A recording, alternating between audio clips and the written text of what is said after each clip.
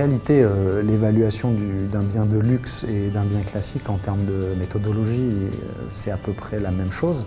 La grande différence, c'est que par principe, un bien de luxe est rare, donc il y a beaucoup moins de comparaisons et des comparaisons qui sont aussi uniques entre elles, donc il y a beaucoup plus de subjectivité dans l'analyse. Donc la différence, c'est que dans sa méthodologie, il faut être beaucoup plus rigoureux, vraiment connaître son marché local, connaître les comparables qu'on va utiliser parce qu'il y a énormément de critères justement qui vont rentrer en jeu, de l'orientation pour l'ensoleillement, le type d'architecture, les finitions. Donc on a une marge d'erreur qui est beaucoup plus importante si on ne connaît pas bien son marché local.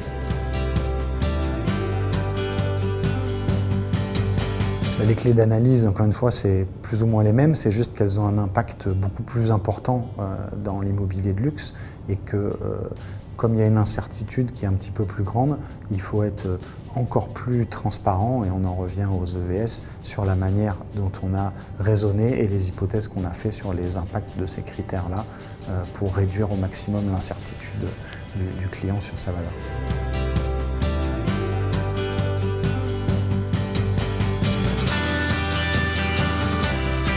Déjà, le marché du luxe, en réalité, il n'est pas tant fluctuant que ça.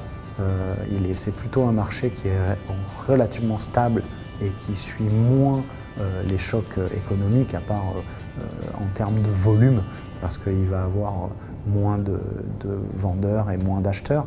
Mais globalement, c'est un marché où c'est des gens qui sont moins sensibles, parce qu'ils ont beaucoup d'argent et c'est des achats plaisir.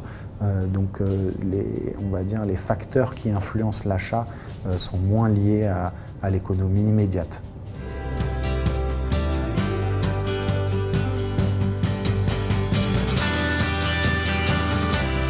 En fait, les EVS sont des normes et les normes, c'est comme la loi, il n'y a pas ou peu d'exceptions. Donc qu'on évalue un bien de prestige ou un pavillon, les règles des EVS sont strictement identiques.